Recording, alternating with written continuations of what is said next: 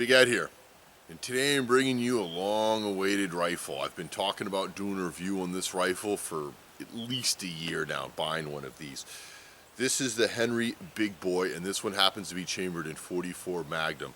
This is the full-length rifle version. This is a 20-inch barrel, and so I've been looking at these for years. Ever since I've seen them in a store, I've just thought they were wonderful rifles, and I've watched reviews on them on YouTube. I've read a lot of reviews on them. I've gone to their website. I've looked at all their different models, but I've always had a fascination with these lever guns. And finally this summer, I ordered one of these from Bud's Gun Shop.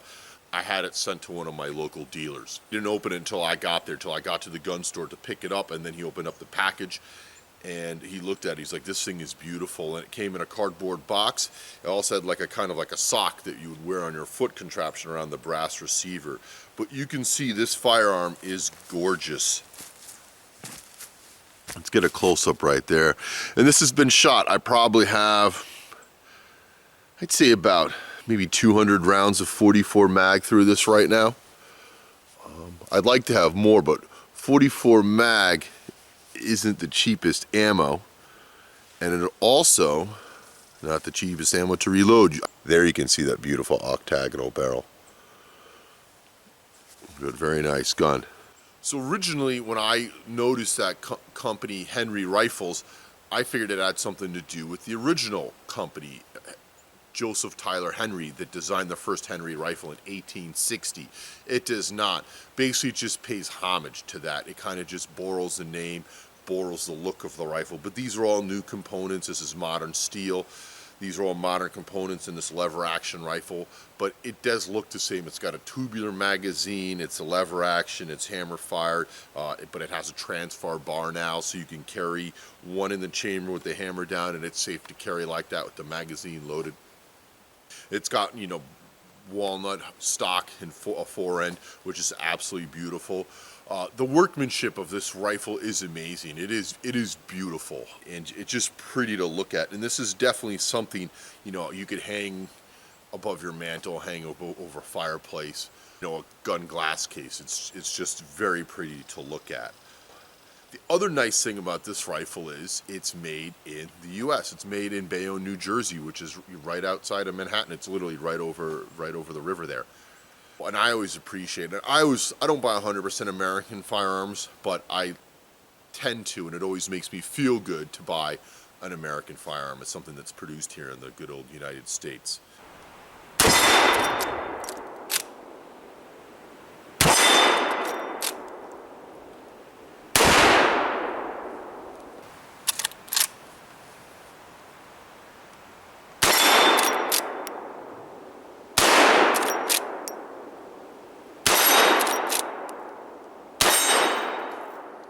So let's just get a closer look up here. So you can see we got caliber .44 Remington Magnum right there and .44 Special this will shoot. Then you have made in Bayonne, New Jersey. Good old US of A, which is just excellent and something I just love. So you can see we got an adjustable buckhorn sight right here. I'll try to give you a good look down the barrel.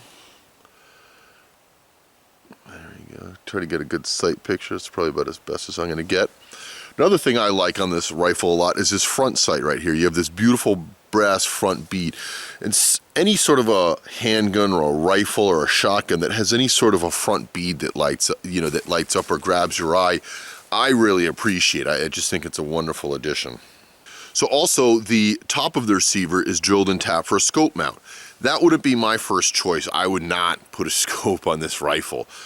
I think that it, first of all, it's gonna kill it. And this is a beautiful rifle, just the way it sits. It doesn't need some modern scope put on it wouldn't be my first choice. But to each their own. If you would like to do that to get more range out of it, go for it.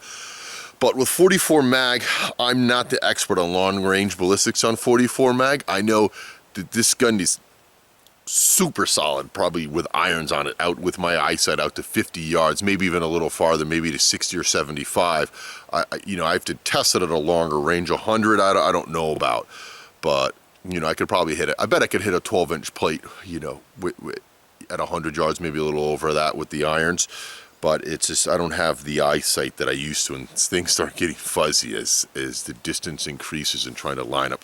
All right, let's talk about loading this, and we'll stay up close to the camera for this. So to load this rifle, this one's a little different. Most lever actions now have a loading gate, and the loading gate's right there.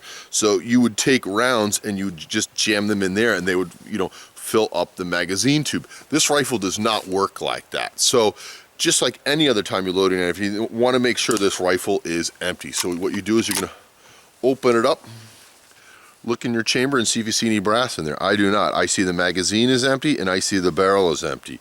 So we will proceed and we will go ahead to load it. And to drop the hammer, there's no hammer drop on this. Basically, I'll put my thumb on the hammer, pull the trigger, and just let the hammer down. So to load this bugger, and some people really don't like this, but I trust myself with gun safety, you're going to basically turn our little toggle right there, and you're going to slide out our little plunger, and you'll see it's just a little spring operated, that black thing is just a little plunger. Basically pull that up and have the gun at an angle, and you'll see what I'm using right there. Those are jacketed soft points, jacketed hollow points, but they're a soft point. And we will place one in there. And as you can see, they just slide right down, put the gun on a little bit of an angle, not too much. You don't want them slamming into each other and causing some sort of a discharge in your magazine. But you can see, put it right in there. Drop it in there. We're just going to put 3 in there for now, just for demonstration purposes. And you'll take the magazine tube. You can see it stops. You can feel the spring catching up. And twist it. So that way our rifle is loaded right now. So we'll go ahead and we'll chamber one. We'll just empty it out because we'll finish showing you folks. And this is kind of neat. This I like a lot. So we'll go ahead, work the lever open. As you can see, there is our first live round in there. And you can see the elevator lifts it up and then chambers it. And then we're going to go ahead and we're going to eject this one. Same thing happens again. Go ahead and eject it. Third one, go ahead and eject it. Now I'll double check it just to make sure it is unloaded. It is unloaded. There is nothing in there.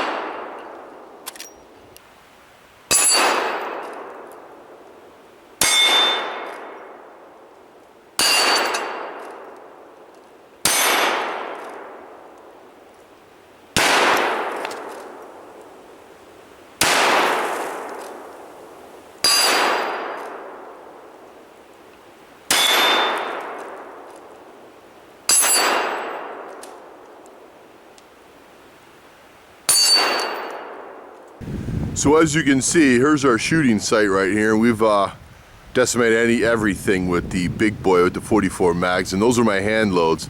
If I can recall correctly, I think those are 24 grains of H110 in them. But you know, it's kind of pretty actually. This nice mix of the orange and red soda here looks pretty cool. The other thing I'll show you folks, just the power. I mean, this is just a sapling right here. It's probably only 2 inches in diameter, but as you can see, I missed one with the plate and went right through that thing, just destroyed it, and pieces of wood went flying all over it. But you know, definitely make short work of this stuff. But I sure do like this, and it is definitely neat the way this thing works. I love what I just showed you folks, watching the elevator come up in this thing and lift the round up, and then the bolt comes home and chambers around. I just think that's really cool, especially in this brass receiver.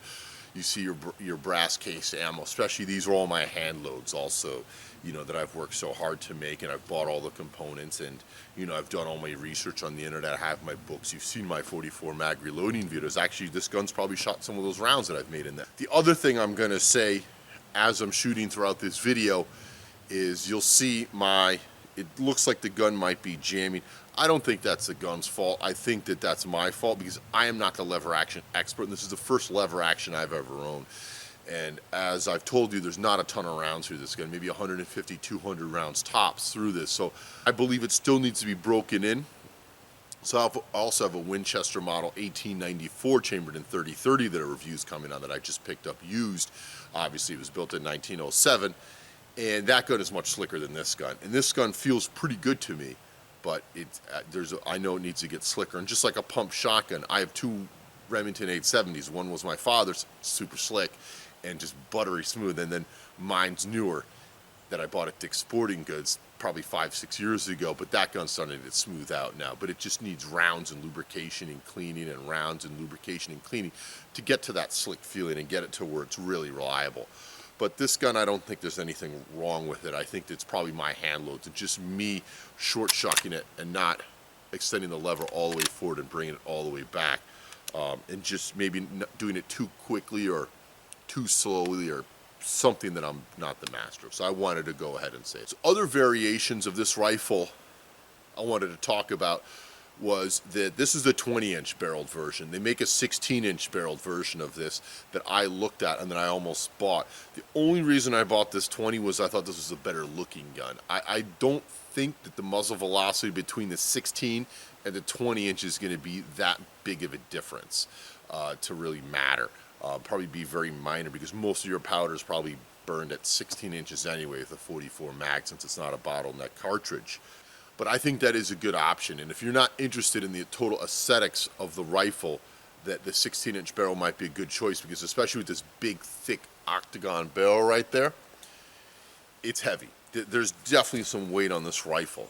It is narrow, being a lever action. It's interesting because it's got some serious weight, some good weight behind it, but you can easily carry this rifle. I could carry this all day like this. It has got a slick profile. It is handy, but there is weight behind it. So the 16-inch barrel might be a good choice. I think there's one big negative about this rifle that is, I think it's too bad, and it's, for some it's not a problem, for others it will be a problem, is the rifling in the barrel. It's got a 1 in 38 twist in there. This rifle, I have not tested it with anything heavier than 240 grains, but it is widely documented that anything heavier, 300 grains and heavier projectiles, keyhole right out of this thing. So if you shoot 20 feet at a paper target, these bullets are going through sideways, 300 grains and up. A rifle like this is a fantastic hunting rifle. This, to me, with a 240 grain projectile, is probably deer, probably black bear, smaller moose, elk. 270 grain projectiles, definitely smaller elk. I'm not the maybe even larger elk with a 270 hard cast bullet, but most people are going to want to use something heavier. They're going to want to get up to a 300 grain, a 340 grain projectile hard cast. This barrel will not stabilize that, and I think that's really unfortunate for a rifle like this, because you could put a 1 in 20 twist barrel in here and it's going to stabilize, you know, your 240s. It's going to stabilize your all the way up to your 340. And I think Henry should go and change that in the future models and put a faster twist rifle barrel in these. It just is a much better idea, because if you're going to have this rifle, good amount of people are going to hunt with this, and then are going to want to shoot a heavy bullet out of it. That's just my 2 cents, and that would be the only negative about this rifle. Another good plus about this rifle is this is a good rifle to teach somebody on. I've always been a fan of teaching somebody on a bolt action or a lever action or a single shot rifle, because instead of just giving a kid a 10-22, which is nothing wrong with that, and them just rattling off magazine after magazine of 22s, and each round you shoot, you're loading each round. And I think there's something to be said for that. I think that's a very good thing. It really makes you understand and concentrate to shoot each round, and it makes your thought process know that each round is, you're putting each round into the barrel, that the rifle is loaded, it's hot, and that after you've shot it, there's empty brass in there, but there's nothing in the chamber. Also, you can open it up manually like that very easily and see that it's empty, and put another round in there and actually see the round going in there and put it in there as fast or slow as you want to put it in there. Plus, you can shoot 44 specials out of this. This thing, even with a light 44 mag, this thing's a puppy dog to shoot. With a heavy 44 mag, as you've seen me shooting, this isn't bad. This is kicking like a 30-30. It really, a 13-year-old could shoot this gun with great ease, with maybe even a little younger than that, with a 44 mag in this, even a hot one. But a 44 special with this is going to be a pussycat, and will be very light to shoot and probably just have a little tap of recoil. The other thing I wanted to touch on too was the magazine capacity of this. This thing holds 10 rounds of 44 Magnum. Then you can load one in the chamber, top off the magazine tube, and you have 10 plus 1. That's pretty impressive for a lever action gun, especially something holding something potent like 44 mag. You know, as you can see, we're getting almost 1,800 feet per second with my hand loads from this, which is a ton of energy with a 240 grain projectile. I mean, that's definitely, you're up there close to, yeah, you're probably right at 30 energy levels. You're probably at 1,700 foot-pounds of energy. But I also think that this wouldn't be the worst home defense gun, especially loaded with 44 specials. 44 mag might be a little heavy, a little bit of overkill, but this with 44 specials with some quantity critical defense, magazine piled up with 11, you might even be able to get 11 in there instead of the 10 of 44 mags. I think you would be in pretty good shape. Or also load some 44 mag cowboy loads that are downloaded a little bit. They're not quite as hot. Armscore makes some that I was shooting out of here that as soon as I shot them, I'm like, oh, these are light. But I think this would make, not the best, but a decent home defense gun. So if you were to buy this firearm, it is short, it is compact. You can get it in the 16-inch carbine model, but I think this would be a good choice. The only downside to this is once your 10 or 11 rounds are gone, it just takes time to load. And to pull out this loading tube and to do all that isn't your thing. But to have this thing loaded by your bedside, you know, this will protect you from a grizzly bear, polar bear, something big, large. It will also protect you from two-legged predators, and you definitely have some firepower here. So I think this is a good choice for something. Is it the best? No, it's probably not the best, but you know, the more I use this, the more every time I load this thing up, I'm like, wow, I've got 10 rounds of 44 mag in this, and I'm like, this is definitely something to be reckoned with, something that's easy to shoot too, that's easy to work. There's no safety on this. It's pretty cut and dry once the thing's loaded how to use it, so I think it's an excellent choice. Another nice thing about this rifle is that it's chambered in 44 mag. Originally I liked this rifle in 45 Colt, that's what I wanted it in, but they make them in all sorts of chambers. 357 I think is another great choice for this. They make it in 45-70. I believe they're making them in 30-30 now, or I know they make a single shot on 30-30. But they make these in all sorts of other different chamberings. I think also in 44-40, that was an interesting choice, but that's too hard to get the ammo. That didn't interest me. But the reason I got this in 44 Magnum was because of this, my Ruger Super Red Hawk. Now I have a revolver and a rifle chambered in the same round. And both of these will shoot any hand load I can come up with, because next on my agenda, I have some 300 grain bullets, and we're going to load them up for this, and we're going to load them up real hot, and we're going to try to shoot them out of this and see if it'll stabilize them. From what I've read, it won't, but we're going to go ahead and we're going to give it a try. But the nice thing is, any of my hand loads, both of these things chew up real easy. So that's really nice and extremely useful, because when I go into the woods up here in Vermont, I only have to bring one kind of ammo with me. I have my little blue box up here of 100 rounds of 44 mag. I don't have to worry about magazines and different boxes of ammo and all sorts of blah, blah, blah. And both of these are heavy-duty firearms and will handle whatever I can throw. But I think this is an excellent choice. And if you have a 357 Magnum revolver, go ahead, get this in 357. The same rifle, but chambered in 357, because you can shoot 38s, 357s out of it. And a full power 357's usually right at about 800 pounds of muzzle energy. You know, you can get hand loads up there. I have a video with some of mine. You can buy Buffalo Bore or Underwoods that are up to 800 pounds of muzzle energy. And out of this rifle, you're probably going to be at 1,100 pounds of energy. So right there, you've surpassed an AR-15 with a 16-inch barrel. Those are 1,000 pounds of energy. So you have something a little bit more. And I'm a big fan of a big bullet too. And you're shooting, you know, you could shoot a 180 grain bullet out of this with a 357. You've got a serious deer rifle, and that's probably a good protection rifle in the woods. Is it the best? No, but hey, I carry my 357 Smith in the woods, and I feel safe. But I think that would be an excellent combination also. And you could shoot 38s, teach any child, you know, your girlfriend, your wife, how to shoot with 38s out of this. And I just think that would just be a wonderful combination. Also easy on the wallet. You don't have to buy a whole second caliber like, ooh, I got my 357 or 44 revolver, and I've got this in 45 Colt. Now I got to go stock up in 45 Colt that's $1 a round, or start, you know, order all the components online and hand load them like I do. So folks, here's my take on this. I think this is an excellent rifle. I just think it's lovely. It's pretty. It's easy on the eyes. It's extremely well made. It's accurate. It's easy to shoot. It's easy to load. It holds a lot of ammunition, big ammunition. With the weight, it recoils very nicely. It's easy to carry. I'd say it makes a good home defense gun, a great short to medium range hunting gun. You know, it's going to definitely outreach a slug out of a 12 gauge.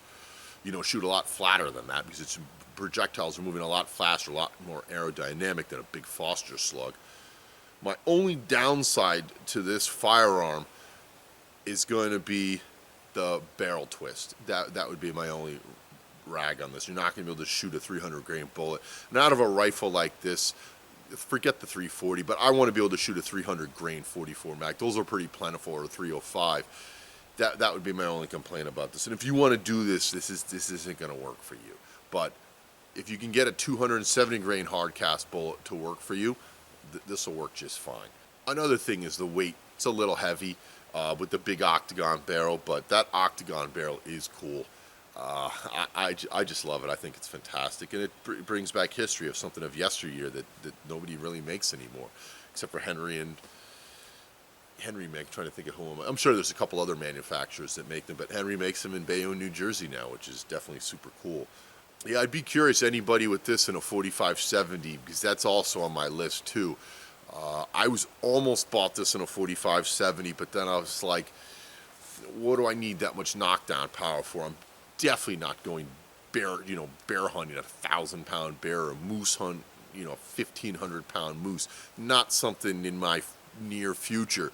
So I didn't need that 4570, and I was like, what's the smart choice here? What's the good economical choice to make? 44 mag. I can put specials in here, I can put light 44s, and I can reload them and get them real heavy. And I knew from the muzzle velocities of the Ruger that I was going to get some serious velocities out of this rifle right here and some good power out of here. But we're definitely going to take this hunting. I haven't taken it hunting yet, but we're going to definitely go white-tailed hunting with it. I just have to get the point of aim pretty good. But as you can see, I can hit with this rifle pretty well.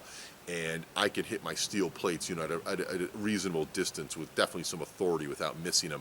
You know, and I hit the small, what was I shooting? Cantaloupes and the 3 liters, but those are all within minute of hunting, within minute of deer.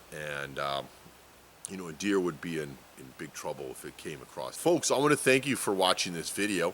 Feel free to subscribe to my channel. If you like it, give me a thumbs up. Also, if you have any questions or comments, you know, feel free to post them below.